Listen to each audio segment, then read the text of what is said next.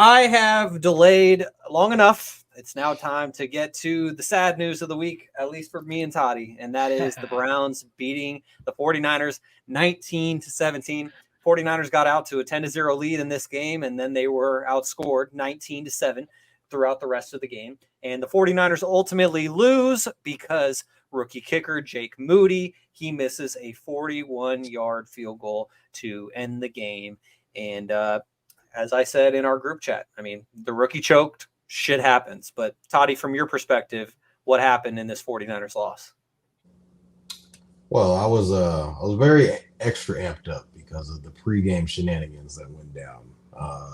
We saw BA was clapping in somebody's face, and then Debo's going over there, and people start swinging. Trent comes in and basically takes on the entire team. So I'm like, okay, this is going to be a very intriguing game. So, we jump out, boom, 10-0. I'm like, all right, we got this in the bag. This is not really. And Purdy looks kind of like, okay, that wasn't a good throw. Oh, that wasn't a good throw, too. That wasn't, CMC was doing what he does. So I'm not really worried about. I'm pretty sure we all know what he's going to do. There's a reason why he's minus 200 every week to score a touchdown, because Vegas knows he is going to score a touchdown. And then it kind of just lingers on into the rest of the game. Like, okay, Purdy, that wasn't a good throw. Like, what were we seeing here? And Brandon Ayuk had a few drops in this game that I was like, okay, that's not good. And then all of a sudden, I'm looking around like, why is Ray McLeod running jet sweep? Where the hell is Debo Samuel at? Oh yeah, Debo Samuel, shoulder, not gonna come back in. I'm like, all right. That's not cool. Then next thing you know, you're looking, Trent Williams is on the ground, grabbing at his ankle. I'm like, you gotta be fucking kidding me right now. We're dropping like flies. So I'm like, all right. And then, PJ had a weird play where he like tossed the ball forward, but the ball was coming out and they ruled it an incomplete pass. And I was like, all right. So this is how the game is going to go. We're getting a lot of, we had a lot of penalties in this game. We usually aren't heavily penalized, but I believe we had 11 penalties for over 100 yards. So that's not good by any standard. And then, the run game, we're giving up a lot of rush yards. We were missing Dre Greenlaw was like kind of like right before the game started, like, oh yeah, Dre Greenlaw's not playing. I'm like, damn, he's kind of like a run stopper, tone setter type linebacker that is always alongside Fred Warner. Amari Cooper looks like he's back with the Cowboys, mossing Travarius Ward down the sideline, and I'm like, all right. Like, a lot of things aren't really going our way, but we're kind of just like letting them hang around. And then they end up driving down the field and scoring, and I'm like, okay. Purdy throws a pick, and I'm like, God, we're gonna lose to the Browns and PJ Walker. There's no possible way that this is going to happen.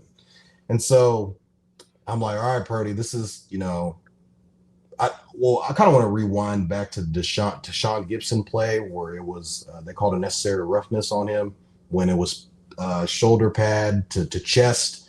And I think this should be a play that should definitely, because we see this kind of all over the league. And even in college, whenever there's like a targeting type play, when a player leads with the crown of his helmet or there's forcible contact with the helmet, they usually kind of just go back and review it. I'm kind of shocked that the NFL doesn't really review those types of plays, because if the flag is kind of thrown, it's not like they're going to like go and review it and pick the flag up. That doesn't happen in the NFL because, well, no, NFL refs don't really take accountability when it's like, hey, I fucked up. That wasn't the right call. It's kind of just going to stand, and it is what Keep it pushing is. forward. So they drive down and score. I'm like, I kind of think we let them score so we can end up getting the ball back. Kind of what Kevin was saying in the Eagles game when Brees Hall ended up scoring a touchdown with a little bit of Olay defense. Like, all right. Definitely not the same, but I get what you're saying. Okay. But I mean, we're both sitting here with losses, so we're not comparing apples to oranges here. But hey, but we opened the lane. You guys just couldn't tackle it. But continue. Anyway, so Purdy. This is a weekly thing, Kaz. This is weekly. Sorry, Toddy. I just got to say, like, this is weekly. Oh man, that's crazy. we end up getting a call that gives us a fresh set of downs because Purdy went like all the way to like third down to where it was like, okay, we're not able to move the ball. And he's grabbing the ball, and he's almost causing a fumble. Can't grip the ball, and the weather. It's raining, and I'm just like, oh my god. And then Brandon Ayuk gets into the middle of the field, and we Ayuk sprints for like 30 yards. I'm like, no, there's no way we have a chance to win this game.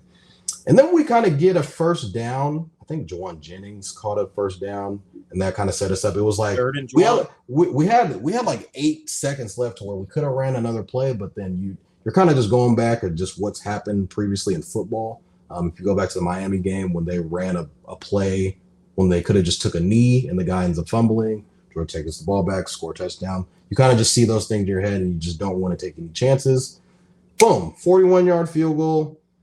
I get Jake Moody missed a field goal early in the game, and I'm just like, okay, that was from like 50-something. This is from 41 yards, so this is not something that, I get the game's on the line, but it's 41 yards, right? And it's not like it's on the left hash, on the right hash. It's right down the middle.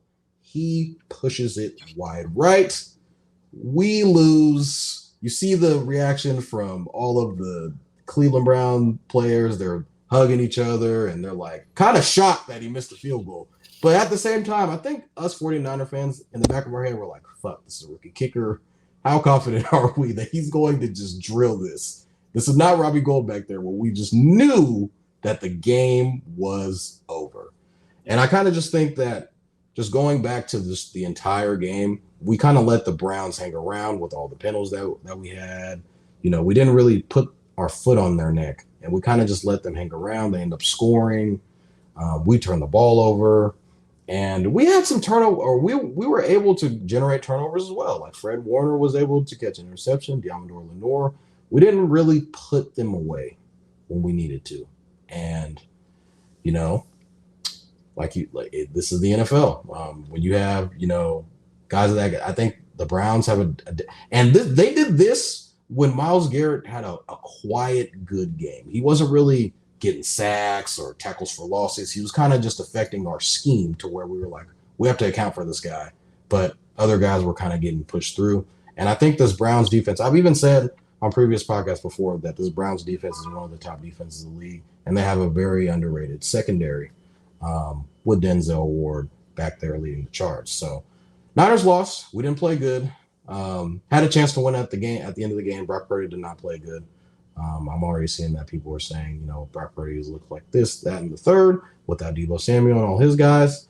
So, at the end of the day, he led us down the field with a chance to win. Got to give him credit for that, but we ultimately ended up losing. Well, before we toss things over to Garry to get his take on the AFC North, Browns defeating the 49ers, Toddy, I wanted you to address Evan's question because he said, let's talk about the play calling down the stretch. No belief in Purdy. To me, I'm just going to remain in my host role here, but to me, it seemed like Brock Purdy was doing what he needed to do to get down the field. He wasn't the reason why they lost that game. Yes, he didn't have a great game, probably the worst game of his career, but he wasn't the reason why they lost that game on the last drive, in my opinion. I wouldn't say the play calling showed that he didn't have belief in Purdy because we dropped back like pretty much every single play. So I think there was some sort of belief. I just think that what we were trying to do with the play action and when Purdy is turning around to the other side, there's a guy in his face constantly. So he constantly had to roll out and throw the ball, and he had multiple intentional grounding penalties. So the Browns made him look like a rookie. And I think a lot of people would kind of get swept under the rug is how Jim Schwartz and Kyle Shanahan, when they usually go at it, Jim Schwartz usually wins that battle. And I think he's like 18-3 against Kyle Shanahan or something. It was like a crazy stat to where Jim Schwartz was like glaringly better against Kyle Shanahan. I don't know if that's counting, him being a defensive coordinator. Him being a defensive coordinator versus him being an offensive coordinator. But usually when they go out against each other, Jim Schwartz usually gets the battle. So I think he kind of has Kyle Shanahan's number when it comes to scheme. So, Garry, the 49ers, they beat the Steelers. And the Steelers... Why would you beat that up? Just give me a second. Let me have my happiness right now. I've been smiling since you brought this whole topic up. Go ahead. So to finish what I was saying, The 49ers beat the Steelers beat the Browns, and the Browns beat the 49ers. Does this mean that the Steelers are better than the 49ers now, Gary? Best team in the league. I don't know. It's all good. I'm gonna keep, we're on a bye week off a win, so I'm gonna keep it at that right now with my Steelers. And man, I got a funny story for you guys. So I'm on the way to work too. I'm watching this game. I got my headphone in, watching the Niner game on my phone. And like, I go to the gas station, give me a little energy drink before I go to work. And the lady, she looks hella mad. I'm like, "What? Are you good? Why are you so mad?" She's like, my fucking Niners are playing shitty today. And I just started busting out laughing. Like, actually, why? She's like, "Oh, you're not a Niner fan, huh?" She thought I was a Niner fan, I guess. I was like, "No, ma'am, I'm not." Right when I look at the chat, I see my guys over here look like they're about to start tearing up. I feel like you guys just painting through the chat sometimes. It's so funny. But anyways, man, this game, it was about damn time. You guys played a good defense this week. You guys, you know what? I was trying to call last week. I keep mentioning Eagles lost last week. I'm trying to. You guys know I'll bring my record out later. But I'm glad I missed these 2 games this week. My record, I think I only missed 3 games this week, and I think only 3 games I missed were the Eagles and the Niners. So it's all good. We all fine with that. And the Cowboys. Kaz, can you tell who's in first place in our Pick'em league? Can you tell? Let me just might as well bring my record up. You know what I'm saying? It sounds like Gary's the man with the plan. So they need to start taking my bets, man. I'm 63-30 right now. I'm killing it. I don't know why I ain't betting, Kaz. I need to put some money 30 over the year. Yes, 11-4. Goodness, I'm 51. I'm like 51-27, something like that. He's okay. You up there too? See, Kaz up there too. Okay, but I went this week. I went 9-5. No, that's not right. I got it right here. I went 11-4 this week. I'm 62-31. So I'm 62-30. My bad. I was gonna Gotcha. So I'm 62-31. I went 11-4. Kaz, we might need to start betting, man. We might need to start betting. I'll put it out there on my channel, man. I do my picks. Okay, tune in. Let's get it. So at the end of the hour right here too. Okay, the Niners obviously did not play perfect, and you know what? This was actually they walked into this literally what the lady said. They walked into being shitty this week because last week you guys put the beat down on the Niners, and like I just mentioned with the Eagles, especially the beat down Cowboys. Put the beat down on the Cowboys, and when you put that kind of beat down, it's kind of hard to come and stand up the next week versus, an out of division opponent that you barely play that often, and you're going to the cold. I just don't think this was a great game for them to walk into. And you know what? They walk into, like Shaun mentioned, some AFC North football, and you're going to get you guys been slapping, you guys been down. That's what everyone's been mentioning. I've been mentioning last week. The Niners are finesse, but they also are finesse, and but they're powerful. They dominate you too as well. They got some dog in them. They're doing both, and that's really rare to see in teams. You got to give them credit for that. And this week they met a team that was as physical as them. And when you took that physical component out, and that was even, and then you take in the fact that at the end of the day, I'm not going to get on too much. He's been playing great all this year. He's been doing good. We're not going to get him after one regular season loss. Mr. Brock Purdy, that's what I'm talking about here. But he did not, like Vaughn mentioned, I'm glad he mentioned it, did not have a good game. And I know Shaun doesn't want to blame him this game, but he did not have a good game. When you took his 2 weapons away, and everyone preaches, and I got to preach too, he's not doing what Jimmy G did, like small little plays here and there. He's doing some big plays and making some good throws. And just yesterday, when you took his 2 guys out after the first drive or whatever they got injured, after they had a great first drive, it just wasn't quick enough. It wasn't as good as it was before. And I was with Niners fans right before I had to leave for this game to go to work. And I could just feel it in the building. It was not feeling good because Ayuk is dropping 2 balls. And some of the things you just weren't seeing, you haven't been seeing these last few weeks. So I guess this can be a good loss in the fact that you guys got woken up early, because we did talk about last week, half you guys somehow, some way, went undefeated going to the playoffs, how much pressure that would be, going into the playoffs. And Shaun kind of mentioned that he'd rather have a loss before that so that doesn't build up that narrative on you guys. So, this was obviously a bad loss for you guys. Shaun, Vaughn already mentioned this is heaven. You guys got penalized a lot. You guys kind of really stabbed yourself in the foot as well. So, you know what? You guys let loose a little bit, weren't as dominant as usual. So, yeah, resting off the beat down last week you guys gave. And that's what happens in this league. Like Jaevon mentioned, it's the NFL. We're going to keep mentioning it because at the end of the day, if you don't show up and show out every week versus any team you play, you're going to get beat. And that's what happened with both of your guys' team this week. But you know what? It's probably a good time to have these losses. You guys are still going to, like you guys mentioned. You guys mentioned earlier, too. I just want to throw a quick nugget in there that Eagles and Niners are obviously the two top teams, but I do want to throw the Lions in there. The Lions are still, they've been handling business week by week, slowly but surely, and they got a lot of young talent. So I don't feel like, also they're the Lions. We all know they're the Lions. They've been the Lions forever. So you got to kind of like our Kings were this past year. You got to show us when time matters that if you guys are still young or you guys are over the hump. But I just want to mention the Lions to be in that talk too, because I feel like they deserve it, what they've been doing every week so far. Well, Kaz, I'm going to put it simply. The 49ers, they lost by 2 points to the Browns. But I just want to know, from the Philly perspective, are the 49ers frauds? No. You guys, like I mentioned before, you got a loaded team, man. You got the guys there. So I actually kind of I owe the 49ers, especially Brock Purdy, an apology. Last year for my videos, I was heavy on the Purdy's not the guy. He's trash. This is all he's a system quarterback, all that good stuff. And I mean, we're now at the conclusion of week 6, and he had one bad game. 5 weeks back to back to. I mean, you at what point do you stop saying, "Hey, this guy, he's a system, this and that." Not making mistakes is a very important stat. So just because you're surrounded with weapons and talent, there's plenty of teams that we've seen in our life where like they got the guys, but they can't win because they make a lot of mistakes. Purdy protects the ball. He does what needs to be done. And he doesn't put his team in a position to lose. That's a big one. So yeah, you guys are loaded just like we are. You got the guys around you. You got some big names.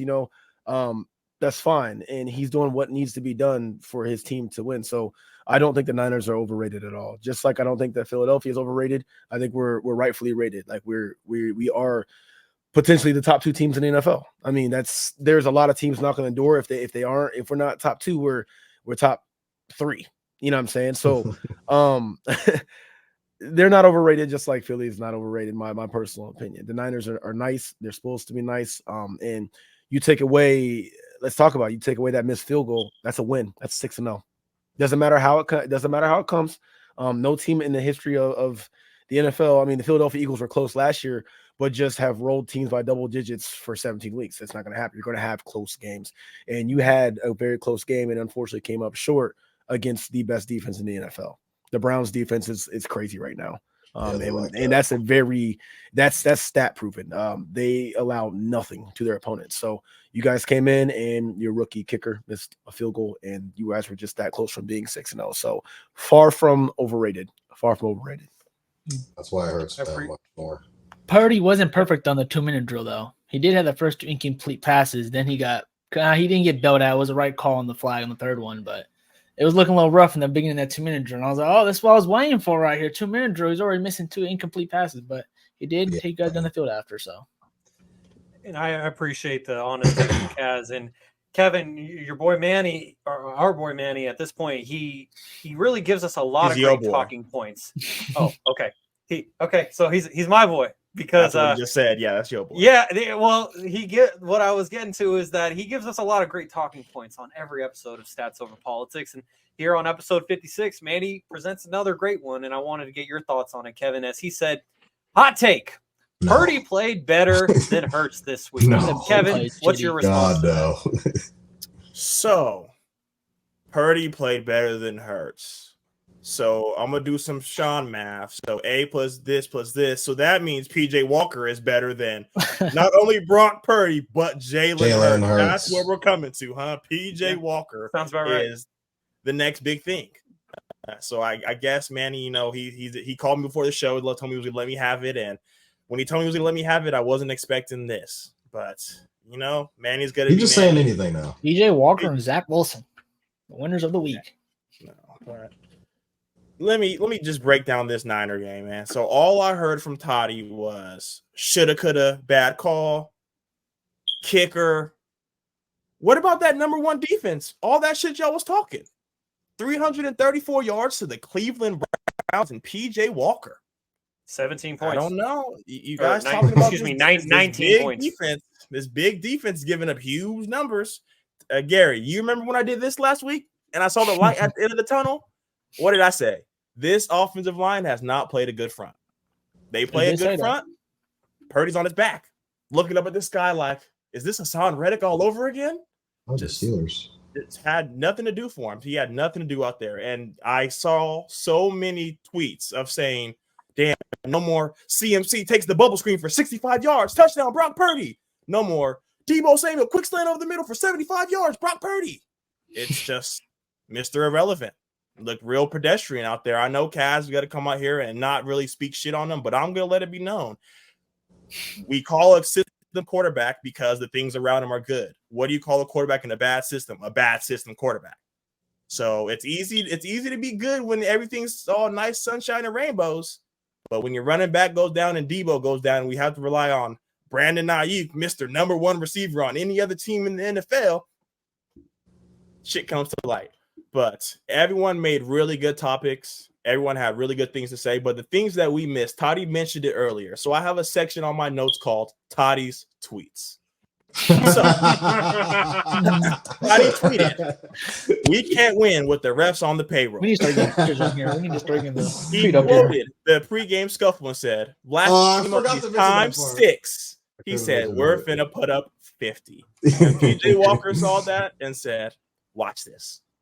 So, you know, we want to say you guys are this, you guys are that, but when it comes down to it, you can't put all the blame on the kicker.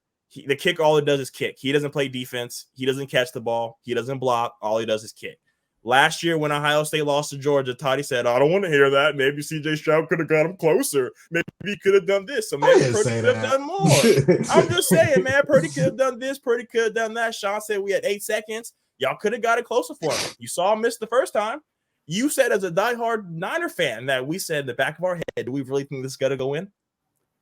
So, I mean, versus the Browns offense. The Browns, that O-line looks shaky. And with Trent Williams leaving in the boot, it's only going to get worse. So, Niner fans, I hope you guys got your hard hats on because it's coming. Peak early. I will say this real quick just to address that comment about hot take. Brock Purdy played better than Hurts. In no world ever is a quarterback that just broke over 100 yards passing playing better than a guy. I don't think he broke 100 yards. He had 125. That's what it looks like here. Yeah. So, I mean, just broke over 100 yards while Hurts has over 300 all-purpose yards. I don't care about the 3 picks.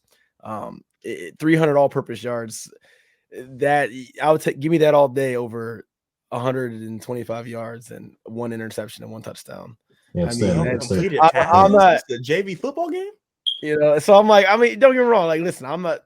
Hurts kind of stunk it up a little bit. All right, you know, I'm not just out here just to attack Purdy, nothing like that. But I don't think it's a hot take.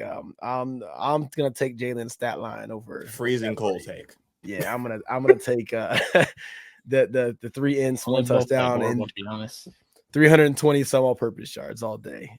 If I ever watched a game and Hurts had 125 yards passing, 1 touchdown, 1 interception, I'm pissed. I'm not. NFC Championship game last year. Listen, wait. That's now, embarrassing. You mentioned that, which is fine. But with a loss on top of it, that makes it all worse. If Jalen Hurts had 125, hey, y'all can send that money back and forth. That was a lot. Here you guys go. Grab you a tissue, Shaun.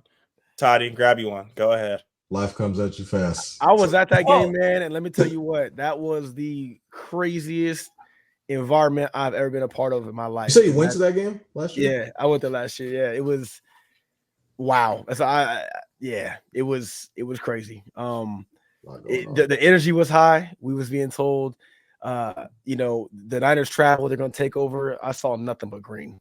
We did not see in that stadium, body. Everybody was standing. It was a party. It was nuts. When Trent got ejected, it was booming, man. It was crazy. It was crazy. But temper started to flare up at the end of that. It is what it is, though. Now we here. You know what I'm saying? So, and all summer on the podcast, Mr. Deebo Samuel. It was the favorite thing you want to talk about all summer. Just couldn't get him out of his head. I'm telling you, man. Purdy wakes up in cold sweats, saying "fuck Hassan Reddick." Oh God, cold sweats. When he come into the link, he might have to have security. We might not even see the pregame fit. Security all around him. Kevin,